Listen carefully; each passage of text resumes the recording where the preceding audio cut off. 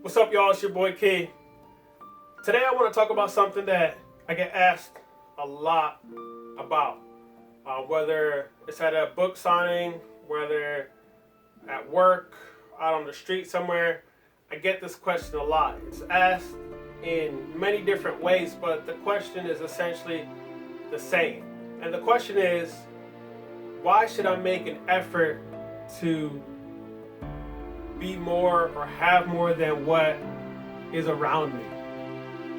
And I actually enjoy getting that question because even though there's information all around us to suggest that there is a better way for people to actually act on it, there's some hesitation. And even with motivation and inspiration being there, some people still don't believe it's possible for them. So, you know what? Just cut the music. Let's just get to the point. I'm gonna make this very short and straightforward as to why you should make an effort to have, to experience, to see, to be more than what you are accustomed to, and how that's possible for you. So, for me, I know every action has a consequence. Either a positive consequence or a negative consequence. And I'm trying to make enough actions that lead to positive consequences that no matter what else is going on in my life, I'm still making progress towards a more fulfilling life. So when I get the question of why should I make an effort, why should I put in the energy and effort and sweat and tears and sacrifice to try to have something more, is it really worth it? My response is, you have one life. I have one life to experience as much as I possibly can in the human experience. There's so many experiences out there to have that you shouldn't be stuck in one place, in one financial scenario, in one limiting, restricting way of life your entire life. That's crazy. That's crazy to me. It doesn't matter where you start from.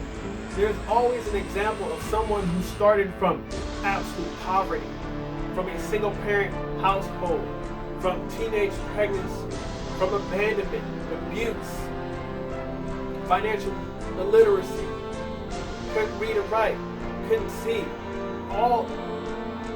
There's so many examples of people who have come from the absolute bottom to live a fulfilling life that the average person should really not even have to ask me why they should make an effort. Because where I started from versus where I'm at now, it's far and beyond what anybody thought was possible, even me, to some extent.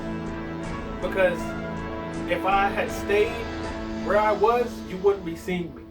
If I had stayed where I grew up and stayed with the same group of people and the same mindset, I wouldn't have written the book. I wouldn't have joined the Navy. I wouldn't have had as many experiences as I've been able to have now. I wouldn't have met as many people. I wouldn't be able to impact as many people as I've been able to in this short span of time. And that's all due to me being exposed to new scenarios, to new people, to new information. And technology has made it possible that anyone can be exposed to completely new information that they had no idea or clue about, especially where they're from. If you're from a place where they're not building space rockets or they're not making $1 million, you can go on YouTube. You can go on YouTube and look that up. How to make $1 million, how to build a space rocket. So you need to use the resources that are now available to us more than ever at any other previous time in history to get yourself beyond average. Like, why would you want to spend your whole entire life just being average? living paycheck to paycheck, driving a car that you got to pay a car note on, living in an apartment or house that you don't own. Why? When you see examples of people who have built their way up, who have learned along the way, who have sacrificed. No one's saying it's easy. It's pretty simple right now. But let's not confuse simple with easy. Because, for example, people come to me all the time and say, can you help me lose weight? Sure, no problem. Here's what you need to do. Oh man, I can't do that. That's crazy. And then they look at me like, yeah, I know you work out 3 to 5 times a week and you eat healthy and you're conscious about what you eat and all that.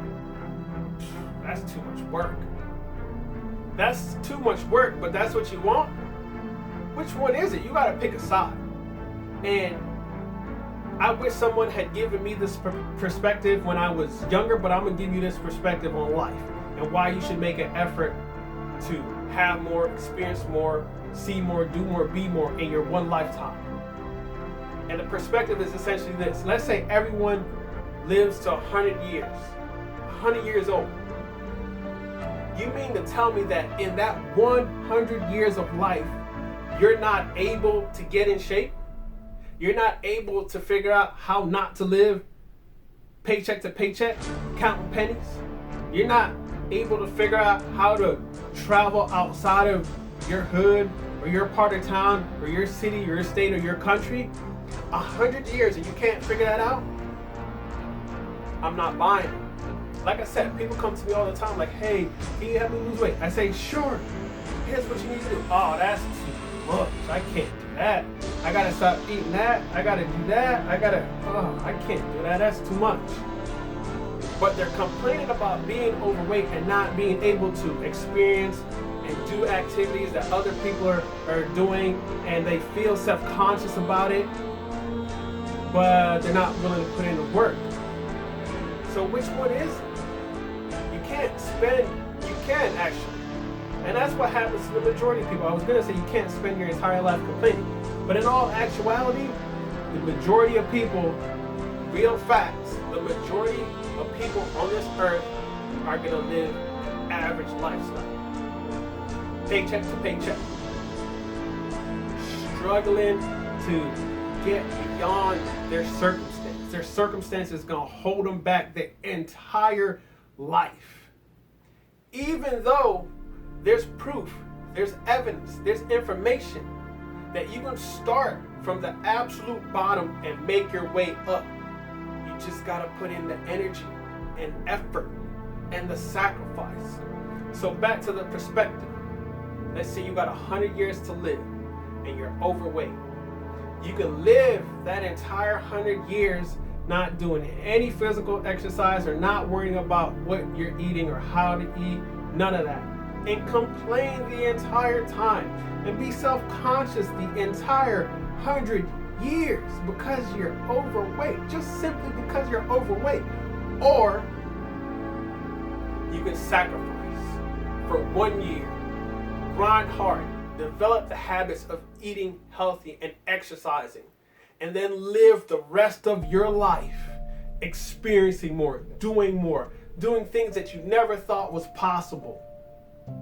Now, what choice would you make? Live 100 years upset, sad, self-conscious? Or make that sacrifice of that 1 year? You might lose some friends. You might not be able to go out. You might not be able to spend money on the things that you want to spend money on. But for that 1 year, you grind hard. And then after that 1 year, you got all those habits built into you so that the rest of your life, you're free to go do whatever you want. For me, that's an easy choice. Give me that year. Give me that year of sacrifice. I'm going to put that in 10 times out of 10, no questions asked, because in that 100 years, there's so much more to do than to be stuck in a limiting position. It's than to be stuck paycheck to paycheck. Like